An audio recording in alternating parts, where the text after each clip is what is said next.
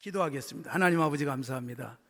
어제부터 또 내일까지 계속 이어질 집회 가운데 하나님의 손이 함께 하시고 우리 모두의 마음을 만져주시고 우리의 귀를 열어주시고 가슴을 뜨겁게 하시고 하나님께서 주신 우리 귀한 교회, 평안교회가 더 평안해지고 이 한 해 동안도 더 큰 일 감당하는 교회 되도록 은혜 베풀어 주시옵소서. 담임 목사님 강건하게 붙들어 주시고 주님 안에서 더 큰 일 감당하는 데 모자람이 없도록 도우시고 세우신 장로님들과 귀한 사역자들이 아름답게 섬기며 보람과 감격과 기쁨을 누리게 하옵소서. 집회를 위해서 이렇게 저렇게 애쓰고 수고하신 모든 성도들 식사를 대접하고 그리고 주님 앞에 귀한 것 드리는 모든 손길들 찬양하고 또 보이지 않는 곳에 애쓰는 모든 손길들 위에 넘치는 것으로 채워 주시옵소서. 이 밤도 우리에게 말씀하여 주시옵소서. 예수님의 이름으로 기도드리옵나이다. 아멘. 할렐루야. 제가 그 예배 드리는 가운데 가장 이렇게 마음이 많이 갔던 것은 저 그린 스크린 앞에서 이렇게 수화 통역하는 일이었습니다. 알아들을 수 없는 사람에게 수화로 통역을 해주고 있는 모습, 소수겠지만 배려하고 있는 이 귀한 마음, 제가 감동을 많이 받았습니다. 저도 수화를 막 열심히 흉내도 내봐 사랑 뭐 이런 거 맞나 모르겠어요. 저 뒤에 우리 두 자매가 예배 시간에 계속 수화로 찬양도 하고 막 그러더라고요. 예수님이 이 땅에 약한 사람들을 위해서 오셨어요. 스스로 약하다고 생각하는 사람은 주님의 놀라우신 힘을 얻을 수가 있었습니다. 오늘 우리 모두에게도 그런 힘이 넘치기를 바랍니다. 제가 어제 저녁하고 오늘은 창세기에 나오는 야곱 이야기를 하는 것입니다. 어제 야곱의 걱정거리 살폈습니다. 무엇을 걱정하십니까? 야곱은 죄 짓다가 들킬까 봐 걱정을 했어요. 그래서 죄를 완벽하게 졌잖아요. 완벽하게 아버지를 속였잖아요. 완벽하게 형의 것을 자기 것 만들었잖아요. 그러나 그것 때문에 평생 험악하게 살았어요. 몇 살까지요? 130세까지 험악하게 살았어요. 147살에 천국 간 야곱은 17년만 편안하게 살았어요. 우리들이 하나님 앞에서 건강한 자세를 가지고 살아야 돼요. 죄 지을까 봐 걱정하며 살면 혹시 손해볼 수도 있어요. 그러나 하나님께서 완벽하게 우리를 책임져 주실 줄로 믿습니다. 오늘은 야곱의 사랑 이야기를 함께 나누도록 하겠습니다. 자, 이렇게 아버지를 속이고 형의 축복을 가로챈 야곱은 도망을 갔습니다. 누구에게로 도망갔어요? 외삼촌에게로 도망을 갔습니다. 그래서 사실 외삼촌 어머니와 함께 편먹고 아버지를 속였잖아요. 그 어머니와 관련된 친척 집으로 도망을 가서 몇 년을 살게 되죠? 20년을 살았어요. 외삼촌이 자기 조카가 왔는데 하루 이틀을 있다가 갈 것 같지가 않았어요. 한 주, 두 주, 한 달 이렇게 있다가 갈 것 같지가 않아서 아무래도 안 되겠다. 그래서 품삯을 정하기로 했습니다. 야곱이 굉장히 부지런한 사람이고 열심히 일하는 사람이에요. 그런 그의 일하는 모습을 또 살펴보기도 하지 않았겠습니까? 그래서 품삯을 정해라 그랬어요. 야곱에게 정하도록 했어요. 외삼촌이 품삯을 정한 게 아닙니다. 그랬더니 외삼촌에게 야곱이 제안하는 품삯이 무엇이었습니까? 내가 외삼촌을 위해서 몇 년 동안 일하겠다고요? 7년 동안 일할 테니까, 월급 받지 않고 7년 동안 일할 테니까 내가 사랑하는 라헬과 7년 후에 결혼하게 해주세요. 그렇게 외삼촌에게 청을 했습니다. 외삼촌 입장에서는 수지 맞는 장사잖아요. 7년 동안 젊은이를 무임금으로 쓰고 그리고 자기 딸도 시집까지 보낼 수 있으니까 얼마나 좋겠어요. 그래서 외삼촌이 오케이 하고 외삼촌과 그리고 조카 사이에 노동계약이 이제 맺어지게 됐습니다. 그런데 여러분, 그 7년 얼마나 길고 긴 세월이었습니까? 그런데 오늘 본문 말씀 18절을 보시면 7년이 섬기게 되는 이 기간이 굉장히 긴 것처럼 그렇게 여겨져요. 그렇게 계약을 했어요. 그런데 20절을 보십시오. 20절에 보면 야곱에게 7년은 지루했습니까? 빨리 갔습니까? 빨리 가도 너무 빨리 갔어요. 그 7년이 어떻게 갔다고요? 며칠처럼 여길 수 있을 만큼 시간이 빨리 갔습니다. 시간의 상대성 원리를 보여주고 있어요. 똑같은 시간이지만 누군가에게는 길게 느껴지고 지루하게 느껴지고 재미없게 느껴지지만 어떤 사람에겐 재밌고 시간이 너무 빨리 가고 시간의 흐름조차도 느끼지 못할 만큼 그렇게 생각할 수 있는데, 여러분, 야곱이 7년이 너무 빨리 가서 며칠처럼 여겨졌다 그랬어요. 남자들이 군대 가면 요새는 얼마나 근무하는지 모르겠어요. 몇 개월 근무하죠 요새? 18개월 정도 하나요? 제가 군 생활할 때 저는 3개월 동안 보병 장교 훈련을 받고 그 다음에 중위 계급장 달고 무려 3년을 근무했습니다. 그래서 사실 말이 3년이지 월초에 인관시켜주고 저녁은 월말에 하기 때문에 37개월 동안 중위 계급장 달고 살았어요. 그 전에 3개월은 또 훈련받는 기간이었습니다. 그러니까 여러분 40개월 뭐 이렇게 군생활을 했습니다. 군생활하면서 제가 그 당시는 우리 사병들이 뭐 24개월이 아니었습니다. 거의 30개월을 군생활할 때였어요. 그때 우리 사병들이 하는 얘기를 많이 들어봤어요. 그런데 이제 한 달 남은 병장이 석 달 남은 병장에게 물어요. 너 얼마나 남았냐 그랬더니 석 달 남았습니다. 신나서 그렇게 얘기하니까 한 달 남은 병장이 뭐라고 말할까요? 나 같으면 자살하겠다. 3개월을 어떻게 견디니? 그거예요. 그래서 여러분, 군인들에게 하루, 일주일, 여러분 한 달, 1년 너무나도 시간이 지루하고 빨리 갔으면 좋겠다고 생각하는 그런 시간들이에요. 그런데 여러분, 이 야곱이 7년을 자기가 사랑하는 여인 라헬과 결혼하기 위해서 월급도 받지 않은 채 열심히 일했습니다. 여러분, 야곱은 31장에 나오지만 얼마나 열심히 일했는지 더위도 추위도 아랑곳도 하지 않고 밤잠도 자지 않고 낮잠도 자지 않고 정말 부지런히 일하는 사람이었어요. 그런데 여러분, 그 7년이 어떻게 느껴졌다? 며칠처럼 느껴졌어요. 이유는 딱 한 가지예요. 뭐라 그랬어요? 라헬을 사랑하는 까닭에, 라헬을 사랑하는 까닭에 7년이 며칠처럼 여겨졌다 그랬습니다. 여러분, 사랑하니까 7년 후에 저 여자랑 결혼할 수 있다는 것 때문에 너무 재밌고 시간의 흐름이 기쁨이고 감격이었다는 것입니다. 드디어 결혼을 했습니다. 7년 끝내고 결혼을 하고, 그리고 첫날 밤을 보내고 아침에 밝은 날 눈을 떠서 옆을 보니 옆에 누가 누워 있어야 했어요? 원래 라헬이 누워 있어야 되는데 누가 누워 있다? 레아가 누워 있어요. 저는 창세기에 나오는 천지창조하신 하나님을 저는 믿습니다.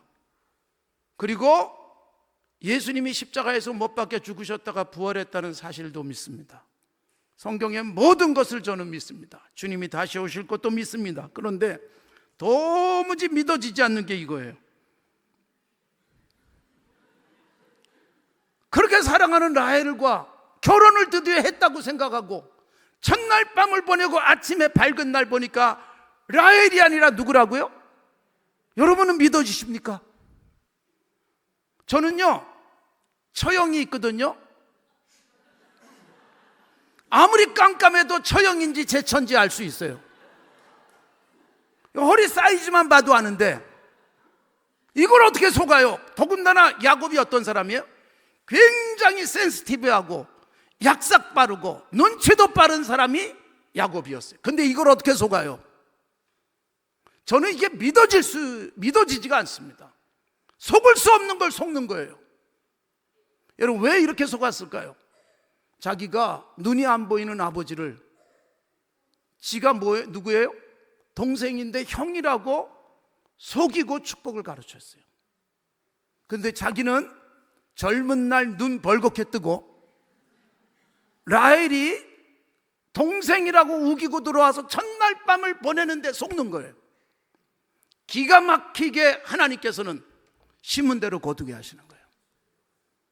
내가 우리 아버지를 그렇게 속였는데 자기는 젊은 날 눈도 동그랗게 밝게 뜨고 레아인지 라헬인지 헷갈려서 첫날 밤을 보내다니, 여러분 어처구니 없이 속는 일이에요. 도무지 속을 수 없는 걸 속아요. 왜요? 자기가 눈이 보이지 않는 아버지, 사실 속이기가 너무 쉬운 아버지를 속였는데 자기는 끔찍하게 그대로 하나님이 되갚아 주시는 것을 처절하게 경험한 거예요. 그래서 여러분, 우리가 하나님 앞에서 내가 당하고 싶지 않은 일은 남에게 하면 안 됩니다.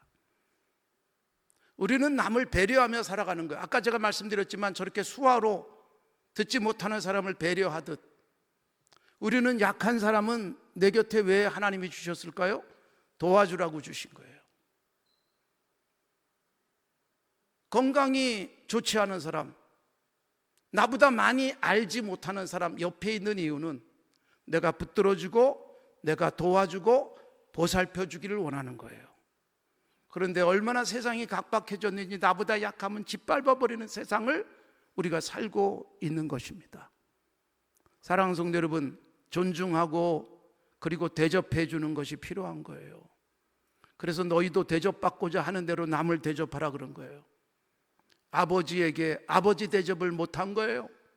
자기가 젊은 날 속구합니다. 이렇게 속은 야곱 어떻게 해요? 절대로 라헬을 포기할 수 없어요. 그래서 외삼촌에게 항의했어요. 외삼촌, 이럴 수가 있습니까? 어떻게 라헬을 레아와 바꿔서 이렇게 제게 속임으로 말미암아 저는 도무지 감당할 수 없습니다. 그리고 외삼촌에게 항의를 했더니 외삼촌이 뭐라고 말해요? 우리 동네에서는 언니보다 동생을 먼저 시집 보낼 수가 없다. 그래서 그렇게 한 거니까 7일 후에 다시 라헬을 줄 테니까 7년 동안 더 일해라. 그래서 여러분, 야곱은 라헬을 위해서 몇 년을 일한 거예요? 14년이에요. 14년을 월급도 받지 않고 일했어요. 그래서 14년을 일하는 게 여러분 30절에 읽지 않은 말씀에 나오지만 야곱이 또한 라헬에게로 들어갔고 그가 레아보다 라헬을 더 사랑하여 다시 7년 동안 라반을 섬겼다. 그러니까 7년을 빠르게 보내고 기쁘게 보내고 결혼을 한 것 같은데 속아가지고, 그래서 라헬과 다시 결혼을 하고 7년을 무보수로 또 일해야 되지만 그 7년도 사랑 때문에 어렵지 않게 보낼 수 있었어요. 그래서 야곱은 라헬 때문에 몇 년을 월급 받지 않고 일했어요? 14년이에요. 14년을 라헬 때문에 월급 받지 않고 일하는 거예요. 라헬을 사랑하는 것 때문에. 여러분, 우리는 창세기를 읽다 보면 라헬이 예뻐서 사랑한 것 같아요. 우리 창세기에 나오는 믿음의 사람들은 다 예쁜 여자랑 살았어요. 아시죠? 아브라함이 누구하고 살았어요? 사라가 얼마나 이뻤는지 저는 참 그것도 이해가 잘 안 돼요. 사라가 65세 때는 그렇다 치는데 사라가 무려 90세 때도 그랄 왕이 자기 아내 삼겠다고 데려가잖아요. 여러분 같으면 90세 된 할머니랑 같이 살겠다고. 여러분, 사실은 그거는 사라가 너무 예뻤는데 90이 됐는데 훨씬 더 젊어진 진짜 아름다운 미모를 갖고 있었음을 보여주는 거예요. 사실 20장에 나오는 사라가 너무 예뻐서 그랄 왕이 또 데려가는 이유는 그만큼 사라가 이제 아이를 낳을 수 있는 여자로 완벽하게 회복됐다는 것을 의미하는 사건이에요. 그건 그렇게 봐야 되는 건데, 어쨌든 아브라함의 아내 사라는 예뻤습니다. 거기다가 이삭의 아내 누구예요? 리브가도 예뻤습니다. 야곱의 아내 라헬도 예뻤습니다. 믿음이 좋은 사람들은 다 예쁜 사람하고 삽니다. 참고적으로 저도 예쁜 사람하고 삽니다. 성경이 예쁘다고 말할 땐 단순하게 외모는 아니에요. 하나님은 속을 들여다보시기 때문에 좀 믿음 갖고 있으면 예뻐지게 돼 있어요. 정말 얼굴에서 얼마나 잘생겼나가 아니라 정말 활력이 넘치고, 그리고 즐겁게 일하고 행복한 모습이 흘러넘치면서 사람들에게 매력적으로 보일 수 있는 거예요.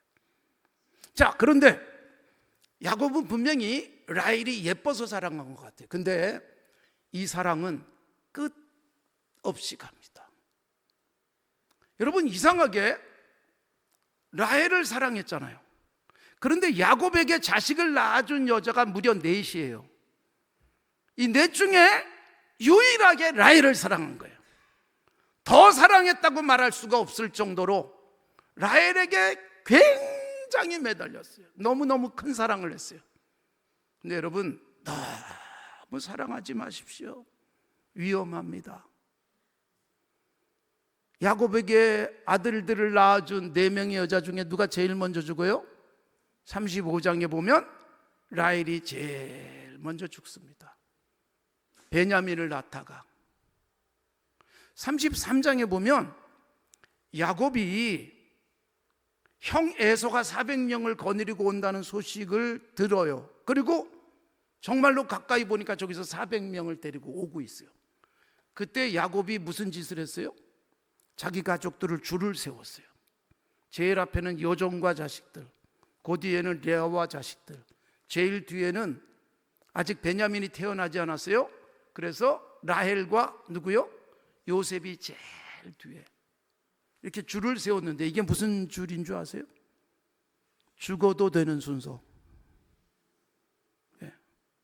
그러니까 앞에서 에서가 치면 최악의 경우는 야곱은 누구만 데리고 도망가겠다? 한 손에는 라헬, 한 손에는 요셉만 데리고 도망가겠다는 거예요. 이것 때문에 아들들이 굉장히 많은 상처를 입었을 거예요. 요셉을 팔아버리고 요셉을 막 죽이고 싶어 한 게 단순하게 37장에 나오는 채색 옷 이것만은 아니에요. 이게 응어리가 쌓인 거예요. 근데 보세요, 제일 뒤에 라헬과 요셉을 세워놓고 다 잃어도 라헬과 요셉만큼은 절대로 잃지 않겠다. 그런데 여러분, 하나님께서 제일 먼저 누구를 데려가셨다고요? 라헬이잖아요. 35장에서. 그 다음에 12명의 아들들 중에 누가 제일 먼저 죽은 걸로 되어 있어요? 37장이 요셉이에요. 기가 막히지 않습니까? 요 둘만큼은 내가 끝까지 지켜줄 거야. 라헬, 요셉, 내가 완벽하게 지켜줄 테니까 걱정하지 마. 그런데 라헬이 35장에서 죽고 요셉은 37장에서 죽은 것으로 되어버리고 말아요. 너무 사랑하지 마십시오. 위험합니다. 요것만큼은 내가 절대로 이룰 수 없어. 하나님, 요것만큼은 건드리지 마세요. 내가 다 드려도 이것만큼은 제가 절대로 내놓을 수 없습니다. 하나님은 그런 것까지 내놓게 하시는 거예요. 라헬을 제일 먼저 잃어요. 요셉 제일 먼저 죽은 걸로 되어져 있어요. 예뻐서 이렇게 사랑한 것 같은데 여러분, 라헬이 없어지자 누구에게 매달렸다고요? 요셉을 또 사랑했어요. 37장에서 요셉이 없어지고 나니까 그 다음에 누구에게 매달려요? 베냐민이에요. 왜 베냐민을 사랑합니까? 라헬이 남겨놓은 하나밖에 없는 아들. 그러니까 여러분, 야곱은요 라헬을 한 번 사랑했는데 끝없이 사랑한 거예요. 라헬이 죽으니까 요셉에게, 요셉이 없어지고 나니까 베냐민에게. 그러니까 라헬에 대한 사랑은 정말 끝까지 갔어요. 죽은 다음에도 사랑하는 거예요. 결혼 안 하신 여자 여러분들은 이런 남자 만나서 살기를 바랍니다. 끝까지 사랑하는 거예요. 얼마나 좋겠어요. 끝까지. 예수님의 사랑의 특징이 뭐냐? 요한복음 13장 1절에 보면 예수님께서 이 세상을 떠나서 아버지께로 가실 때가 이른 줄 아시고 이 세상에 있는 자기 사람들을 사랑하시되 어떻게 사랑하셨다? 끝까지 사랑하시. 이 끝까지는 뭐예요? 시간적으로도 끝까지, 그 다음에 내용면에서도 끝까지, 생명을 주시기까지 사랑한 거예요. 사랑하는 성도 여러분, 사랑이 얼마나 놀라운 힘을 갖고 있는지를 보여주고 있는 거예요. 사랑하니까 7년이 어떻게 해요? 며칠처럼 여겨져요. 사랑하니까 14년을 견뎌낼 수 있어요. 사랑의 놀라운 힘.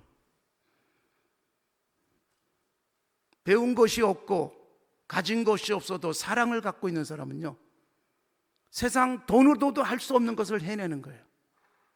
자기 아이가 물에 빠져서 허우적대는데 수영도 못하는 엄마가 뛰어들어서 같이 죽어요. 그것을 본 할머니가 자기도 뛰어들면 죽을 걸 알면서도 뛰어들어요. 무엇 때문에? 사랑 때문이에요. 사랑은 여러분 계산을 하지 않습니다. 내가 들어가면 살 것인가 죽을 것인가를 계산하지 않습니다. 뭐만 봐요? 아이고 내 아들이 들어갔네, 아이고 내 딸이 빠졌네. 그냥 뛰어드는 거예요. 이게 사랑이에요. 여러분, 계산은 머리로 하지만 사랑은 가슴으로 해요. 머리로 하는 것은 계산하면서 손에 이 따져요. 그러나 가슴은 자기가 사랑하는 그것을 위해서라면 생명까지도 아끼지 않습니다. 제가 제 아내하고 결혼해서 아직까지 잘 살고 있습니다. 아내하고 제가 결혼할 때 사실 결혼이 그렇게 쉽지 않았어요. 저는 제 아내를 만나서 사랑할 때 가난한 대학원 마치고 그리고 군대 갔다가 와서 군대에서 여러분 정말 열심히 돈을 모았습니다. 제가 중2 첫 봉급이 13만 9천 원을 받았어요. 그 당시.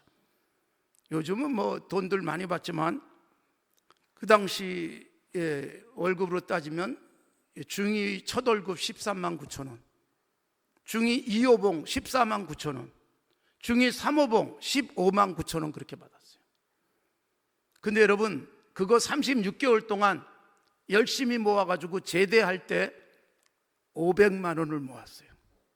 500만 원이 우습게 보일지 모르지만 13만 원 받아가지고 500만 원 모으는 게 얼마나 힘들겠어요.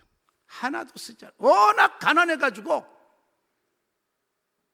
제가 월급 주는 군대를 간 거예요. 대학원 마치고 서양사를 공부했는데 석사학위 받자마자 시험을 쳐가지고 이 인문학 쪽 사람들이 시험을 쳐서 정훈장교로 갈 수가 있어요. 그걸 쳐서 합격을 했어요. 다행스럽게. 그래서 가서 열심히 돈을 모았어요.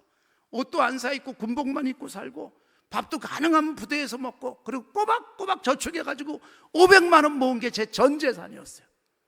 그래가지고 100만 원은 헌금하고 400만 원은 제가 신학대학원을 다니면서 사당동에 있는 총신대학교 바로 옆에 옥탑방 전세를 하나 얻었어요. 화장실도 없는 옥탑방 전세가 400만 원이었어요. 화장실은 저 아래층에 내려와야 됐는데 거기서 공부하면서 신학대학원을 다녔어요.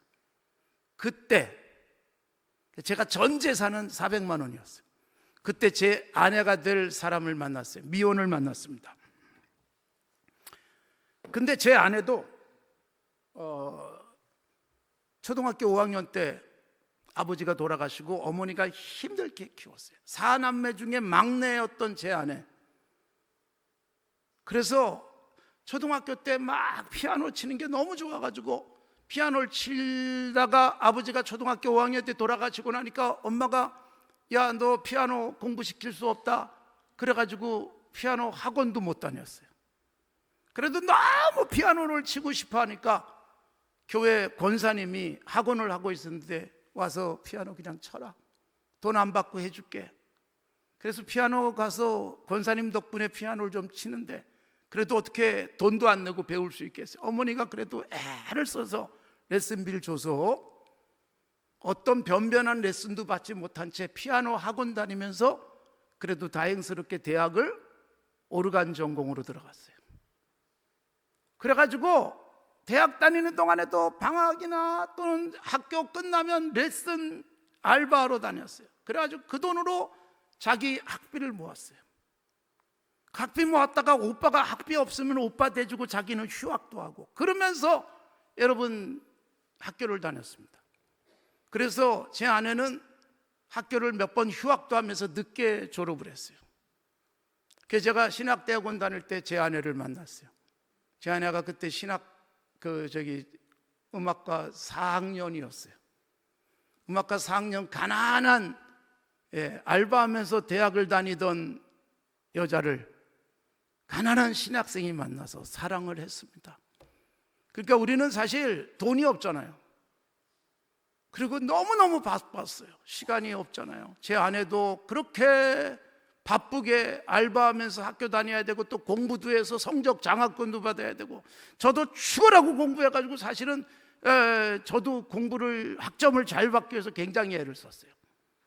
그러니까 가난한 신학생과 가난한 이제 대학 졸업반 학생이 만난 거예요. 근데 여러분, 아무리 돈이 없어도 아무리 시간이 없어도 둘이 만나서 사랑할 시간은 있었습니다. 제 아내도 그렇게 돈이 없는데 저하고 1년 동안 교제하는 동안에 피에르 가르땡 와이셔츠도 2벌 사다 주고 금강구두도 2켤레 사다 줬어요. 아무리 돈이 없어도 사랑하니까 돈이 나오는 거예요. 아무리 시간이 없어도 사랑하니까 시간을 낼 수가 있어요. 거기다 여러분, 저하고 제 아내는 사실 결혼하는 게 쉽지가 않았어요. 제 장모님이 굉장히 많이 반대를 했는데 그 반대하신 장모님을 제가 모시고 삽니다. 30년째 모시고 삽니다. 가끔 제가 말합니다. 제가 미연이하고 결혼 안 했으면 어떡할 뻔했어요. 아들들이 2이나 있고 언니도 있지만 제가 모시고 살아요. 근데 그렇게 반대를 했어요. 가난한 신학생에게 결혼시킬 수 없다. 거기다가 제 아내하고 저하고 또 결정적으로 결혼이 쉽지 않은 것은 제 아내가 저보다 8cm가 큽니다. 그래서 우리 집에서는 제가 높은 데 거 꺼내려면 여보 부르면 아내가 와서 딱 꺼내줍니다. 결혼할 때 저는 우리 집에서 2번째로 큰 사람이었어요.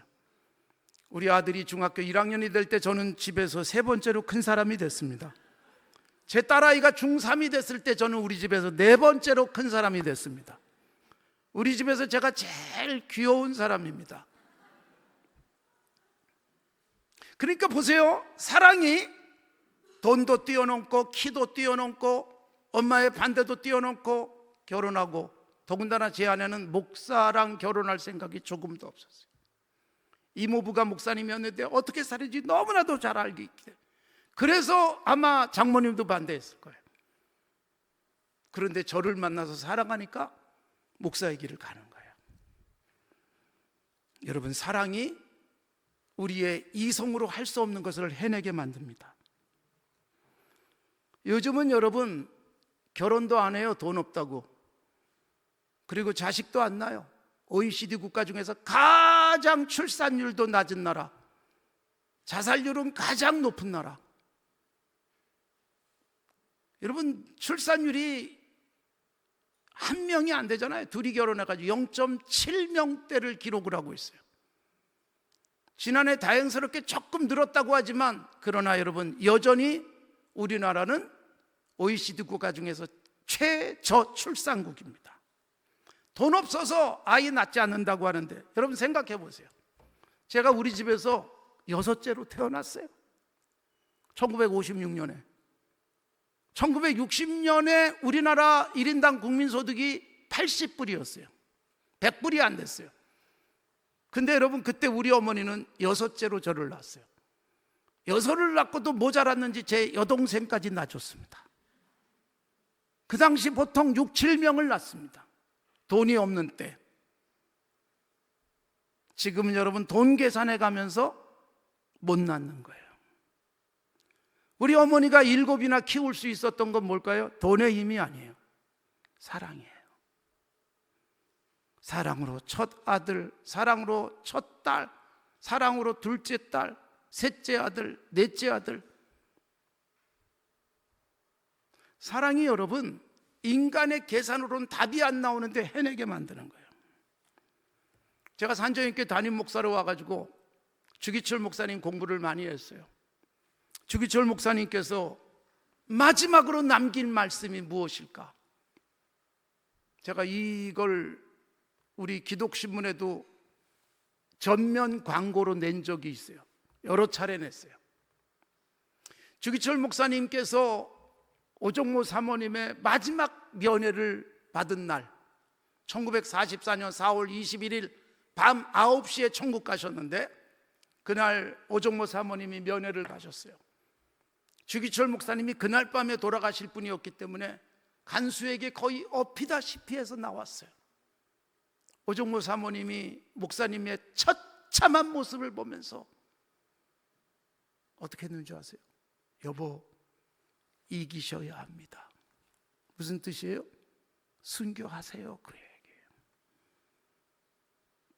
주기철 목사님은 사모님에게 여보, 내가 천국 가서 조선 교회를 위해서 기도하리이다. 그리고 마지막으로 이제 작별하는 줄 알았어요. 주기철 목사님이 간수에게 다시 업히다시피 해서 들어가시다가 갑자기 고개를 돌리고 여보 부르셨어요. 그리고 마지막 말씀을 남기셨어요. 그게 뭔지 아세요? 여보, 나 따뜻한 숭늉 한 그릇 먹고 싶소. 여보, 나 따뜻한 숭늉 한 그릇 먹고 싶소. 이게 주기철 목사님의 마지막 말씀이에요. 위대한 순교자셨던 주기철 목사님은 우리보다 강인한 체력과 인내심이 뛰어났기 때문에 모진 고문을 견뎌내시고 신앙을 끝까지 지킨 게 아닙니다. 그분도 여러분 차가운 4월의 감방에서 물 한 모금 넘기기도 어려운 상황 속에서 따뜻한 숭늉이 그렇게 그립던 우리와 똑같은 육체를 가지신 분이었습니다. 이게 여러분 얼마나 네 번째 아들인 주강조 장로님에게 가슴에 남았는지 몰라요. 따뜻한 숭늉 한 그릇 먹고 싶소. 주강조 장로님이 10여 년 전에 천국 가셨는데 저하고 정말 가깝게 교제하면서 저한테도 굉장히 힘이 되던 장로님이셨습니다. 그분이 천국 가기 전에 부인되는 구교학 권사님에게 이렇게 유언을 했어요. 여보, 내가 죽으면 관에다 나를 넣고 내 가슴에다가 숭늉 한 사발 올려놔 주시오. 내가 그거 들고 가서 천국 가서 우리 아버지 드리고 싶다고. 정말로 숭늉을 올려놨겠습니까?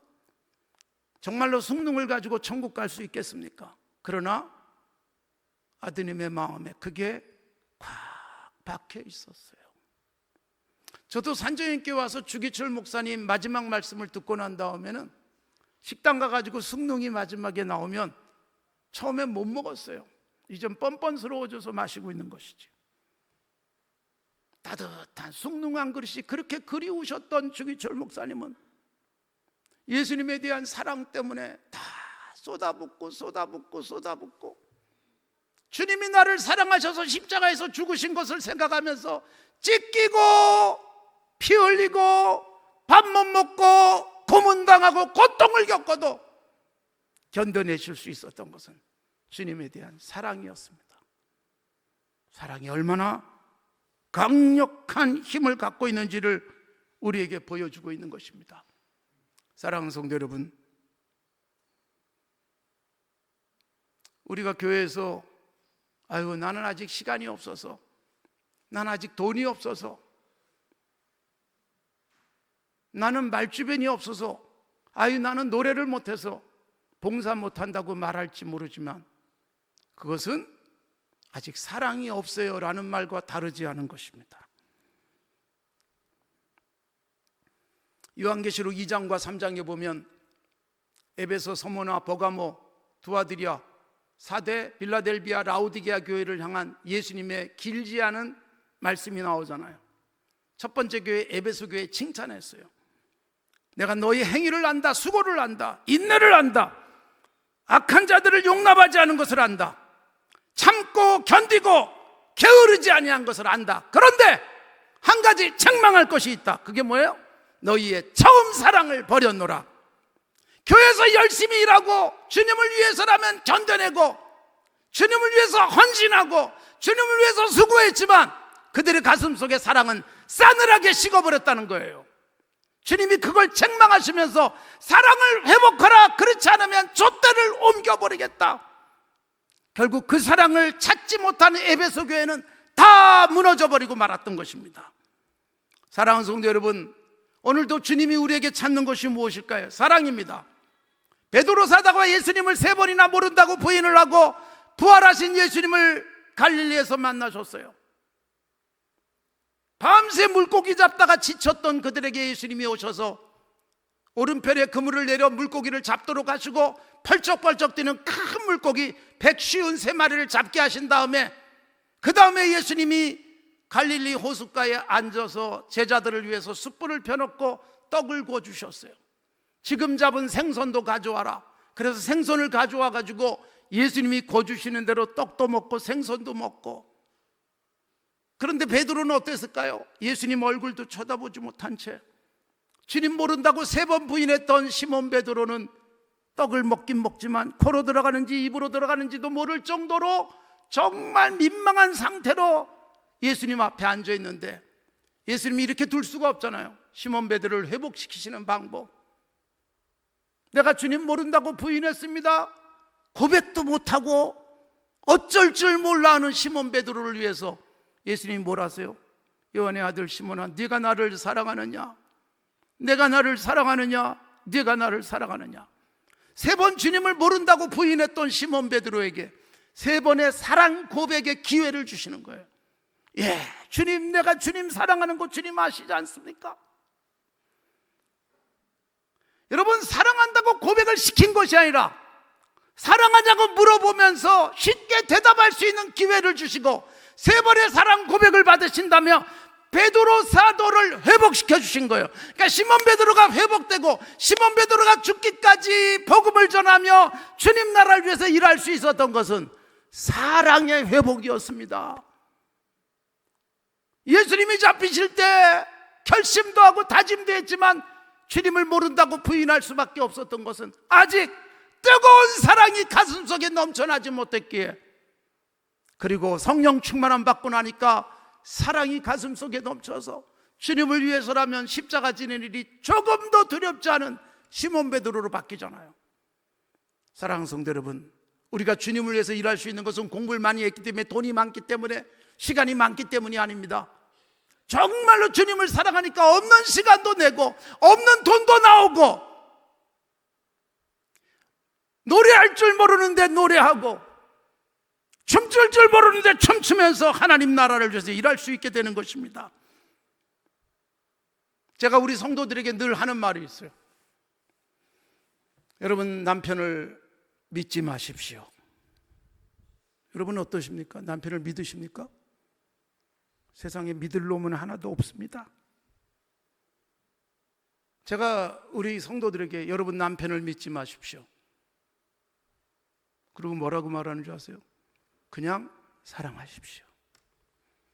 하나님이 내 옆에 남편을 주신 것은 사랑하라고 주신 것이 믿으라고 주신 게 아니에요. 믿는 건 주님을 믿고 옆에 있는 남편은 그냥 사랑하면 되는 거예요. 사랑했더니 이해가 되고, 사랑했더니 용서가 되고, 사랑했더니 기다려줄 수 있고, 사랑했더니 어느새 변하는 거예요. 똑같은 말을 합니다. 사랑하는 성도 여러분, 여러분의 아내를 믿지 마십시오. 하나님이 내게 아내를 주신 것은 믿으라고 주신 게 아니라 사랑하라고 주신 것입니다. 내 옆에 있는 아내는 사랑의 대상이에요. 사랑하고 끌어안아주고 격려하고 이해하고, 별로 밥이 맛이 없어도 사랑하는 아내가 해준 거기 때문에 기쁘게 감사하게 맛있게 먹을 수 있는 것, 이게 사랑이잖아요.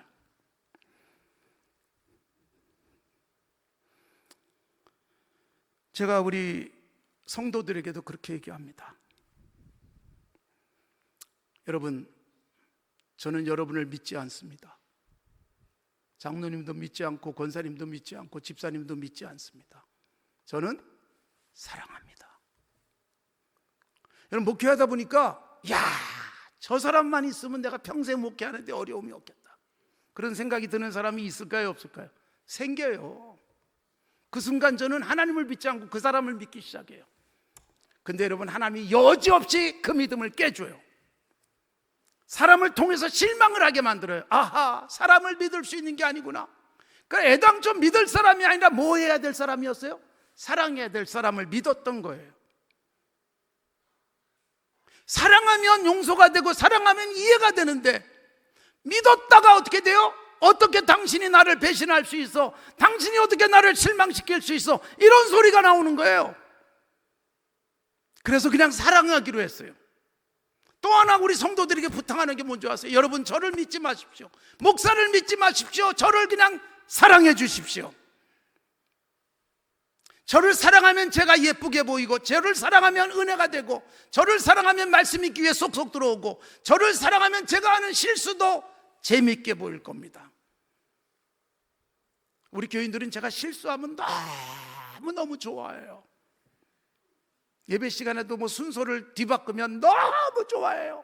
완벽한 목사님인 줄 알았는데 실수하는구나. 제가 우리 교인들을 즐겁게 해주기 위해서 가끔 일부러 실수도 합니다. 사실 여러분, 제가 산정인교회 부임이 1994년 10월 27일 날 부임을 했어요. 제가 목사 안수 받은 게 1993년 10월 13일 날 목사 안수를 받았어요. 1993년 10월 13일 날 목사 안수 받고 산정인께서 와서 설교 좀 하라 그래가지고 뭣도 모르고 가서 설교했어요. 왜 설교를 하는지도 모르고 11시 반 예배에 갔어요. 그날이 무슨 날이었냐? 1994년 10월 16일. 그러니까 목사 안수 받은 지 딱 1년, 만 1년 된 주일날 산정인교회 가서 설교를 했는데, 사람 볼 줄 아는 산정인교회가 저를 담임 목사로 청빙을 했어요.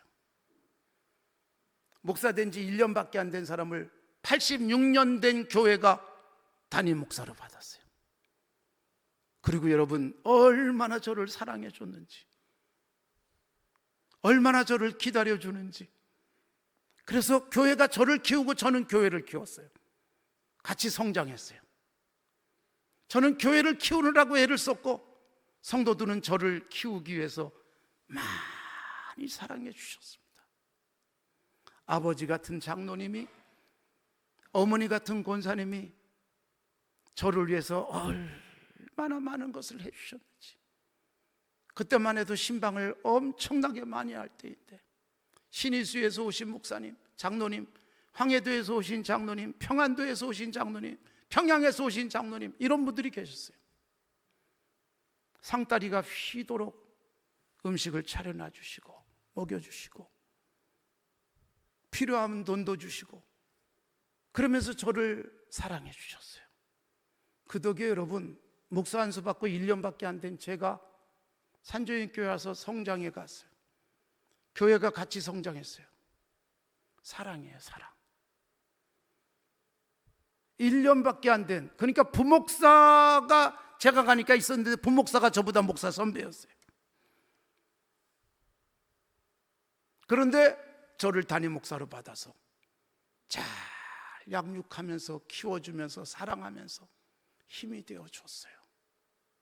그분들 다 천국 보내드리고, 저는 지금도 새벽에 가끔 눈을 감고 기도하다 보면 그 장로님 생각나고 그 권사님 생각나고, 그렇게 저를 사랑해 주셨던 그분들, 어머니처럼, 아버지처럼, 삼촌처럼, 형님처럼 사랑해 주셨던 분들, 그 덕에 산 거예요. 그거밖에 못하냐? 어떻게 젊은 사람이 그런 실수를 하냐? 그러질 않으셨어요. 그게 저를 키워냈고, 그게 저로 하여금 하나님 나라를 위해서 일할 수 있게 된 것입니다. 너무너무 고마운 교회예요. 그래서 저는 역사가 오래된 교회가, 그래서 제가 산정인교회 부임할 때 투표를 했지 않습니까? 많은 사람들이 반대했어요. 무려 제가 와서 보니까 30 몇 명이 반대를 했는데, 명단이 쫙 있는데 이 사람들을 어떻게 할까? 얼른 찢어서 버렸어요. 그거 보이면 그 사람 볼 때마다 나 반대했지, 이 생각 들까 봐. 여러분, 사랑하니까 믿어주고 격려하고 기도해주고, 근데 제가 어느새 그렇게 돼 있는 거예요. 교회가 저를 사랑하고 저는 교회를 사랑하고. 제가 저기 도봉구에 있는 어떤 교회 전도사로 일할 때였습니다. 마침 그날 신방을 놔달라는 권사님이 계셔가지고 혼자 갔어요. 제 파트너 전도사님이 마침 다른 데 갈 일이 있어서 가고 저 혼자 신방을 갔어요. 권사님하고 앉아가지고 저하고 둘이서 예배를 드렸어요.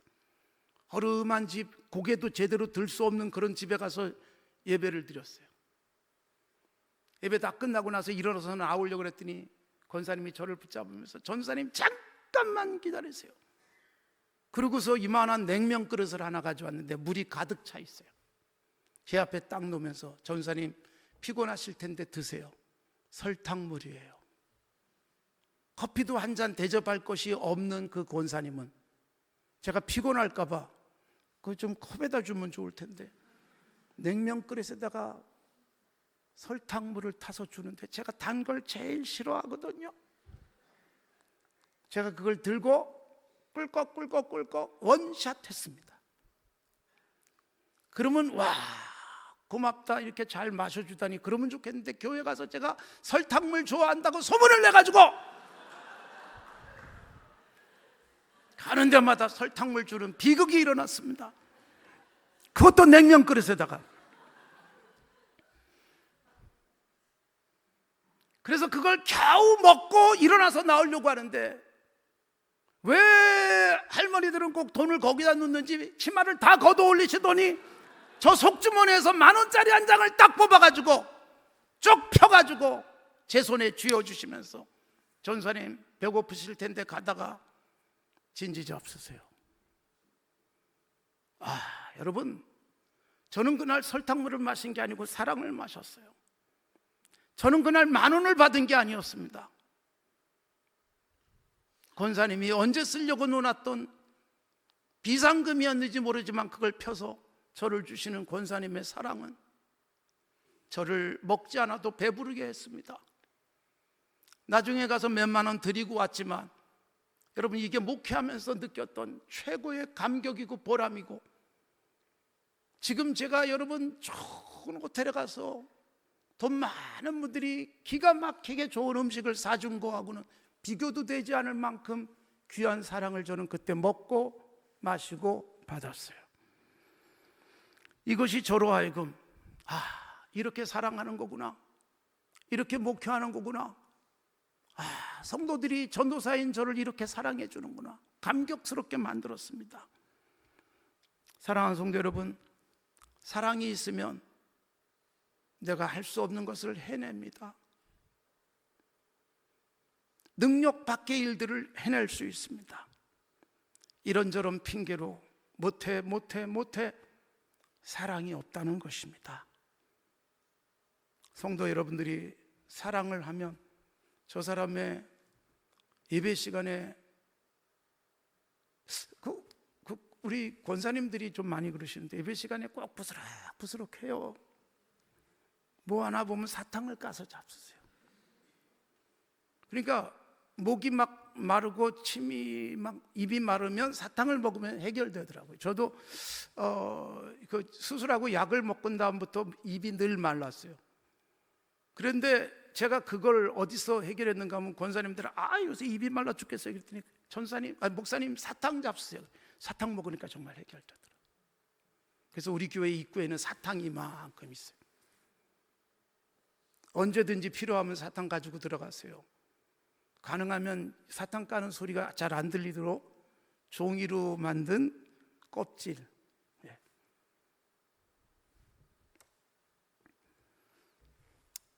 사랑하는 성도 여러분, 이렇게 사탕 하나를 먹고 있는 권사님을 보면서 시끄러워, 왜 예배 방해되게 저렇게 하지? 그러는 게 아니라 저렇게 입이 마른데도 예배 빠지지 않고 견디고 싶어서 사탕을 까시는 모습이 너무 사랑스러워요.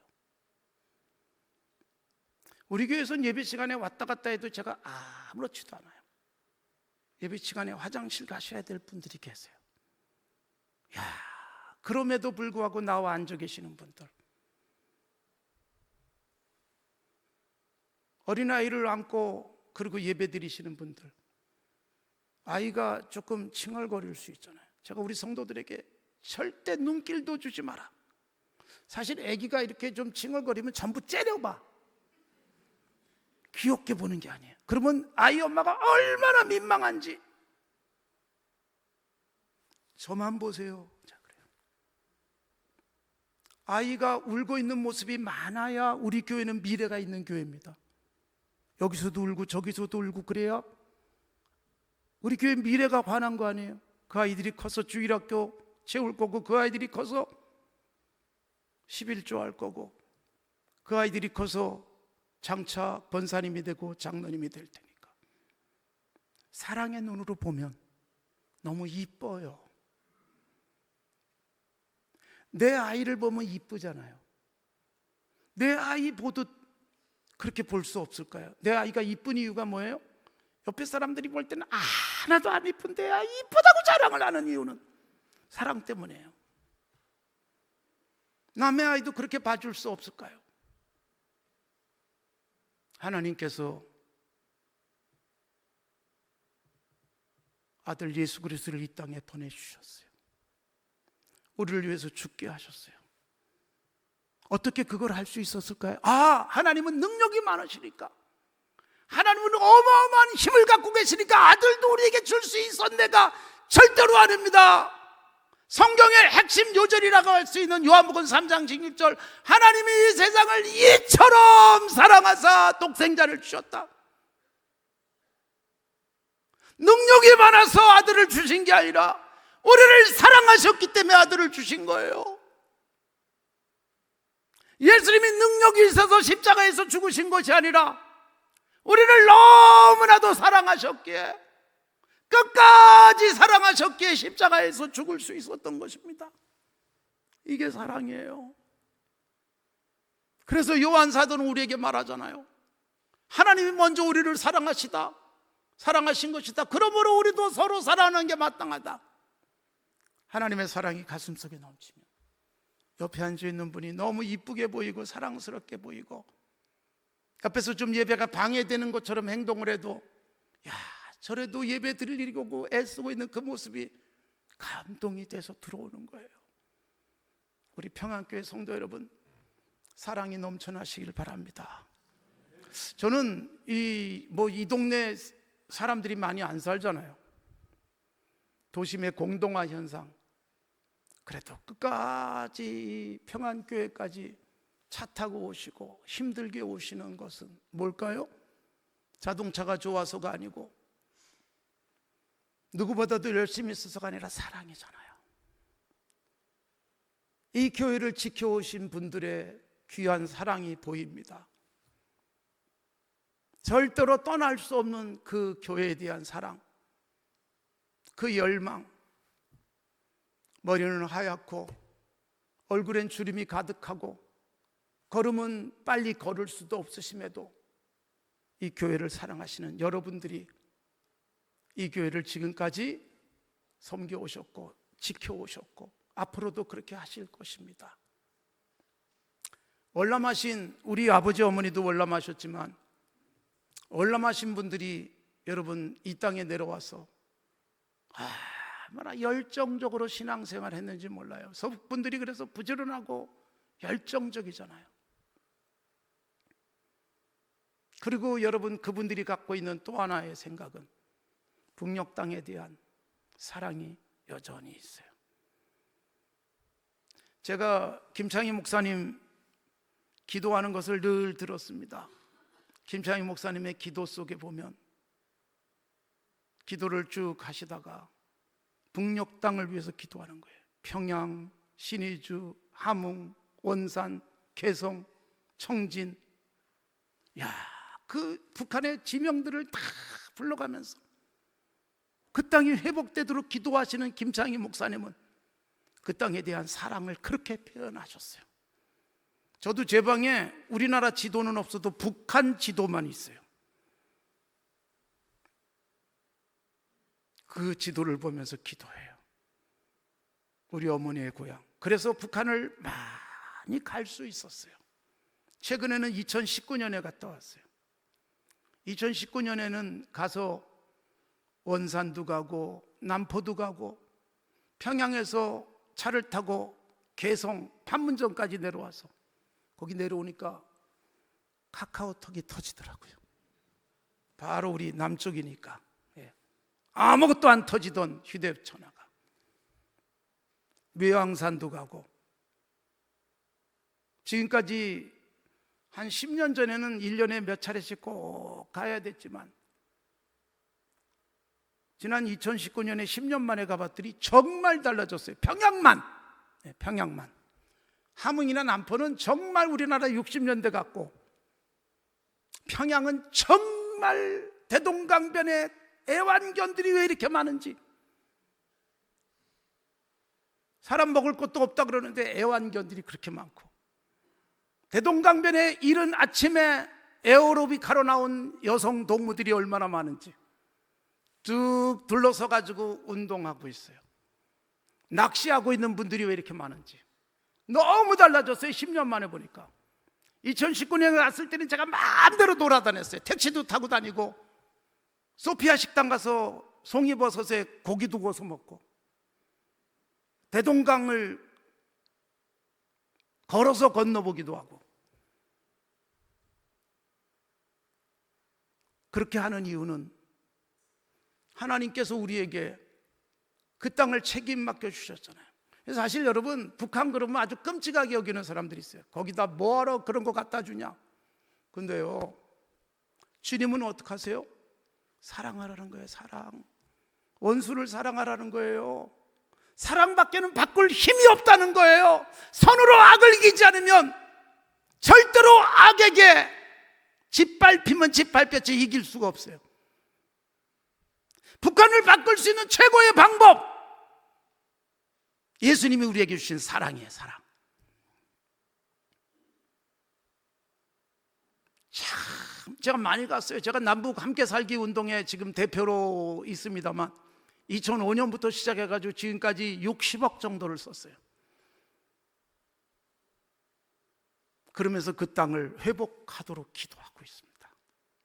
여러분, 독일이 통일이 됐는데, 독일은 여러분 동독을 위해서 얼마나 쏟아. 우리는 여러분 1년에 통일부가 갖고 있는 북한 지원 예산이 30억 그거밖에 안 되는데 하나도 안 쓰고 그냥 넘어가요. 북한은 여러분 한 해에 우리 돈으로 계산을 하면 수백억씩 썼어요. 심지어 여러분 메르켈 총리의 아버지는 동독에 가서 살았잖아요. 동독 출신 여성이 총리가 되는 거예요. 얼마나 여러분 상거래를 해도 이 동독에 가고 오는 것에 대해서는 관세를 물리지 않고 이건 내독 거래다, 독일 내에서의 거래다 그러면서 정말 품고 기도해주고, 그리고 교회가 끊임없이 하나님 앞에 엎드리고 정오기도회, 월요기도회, 저도 그 교회를 가서 보면서 그날이 되면 모여서 정오마다 기도하는 그 기도가 동독 지역에 있는 거예요. 그 땅을 바꿔놓고 어느 날 생각도 못했던 날 통일되게 하시잖아요. 사랑하는 성도 여러분, 어디까지 사랑하시겠습니까? 사랑하니까 견디고 참아주는 거예요. 사랑하니까 7년이 며칠처럼 여겨졌고, 사랑하니까 돈이 아깝지 않고, 사랑하니까 미운 녀석인데도 끊임없이 이해하고 용서하고 기다려주면서 결국 변화되는 역사. 이게 성경이, 예수님이 우리에게 가르쳐 주신 가장 중요한 원리고, 성경 전체를 요약하면 뭐예요? 사랑이에요. 딱 하나로 축약이 되는 거예요. 사랑, 하나님의 사랑, 예수 그리스도를 통해서 나타난 하나님의 사랑, 그리고 우리가 누구까지 사랑해야 될 것인지를 너무나도 명백하게 말씀해 주신 예수님. 근데 우리는 성경 말씀보다는 우리의 이데올로기와 그리고 좌냐 우냐 진보냐 보수냐에 찌들어가지고 성경이 보이지 않는 거예요. 사랑하는 성도 여러분, 사랑, 오늘 이것이 얼마나 놀라운 힘을 갖고 있는지, 그리고 원수도 사랑하는 그 힘이 저는 그것을 한국교회가 갖고 있어야 이 평안교회도, 여기가 평양노예잖아요. 소속이 회복을 위해서 기도하고 있는 데 아닙니까? 그 땅이 회복되는 놀라운 역사가 있길 바랍니다.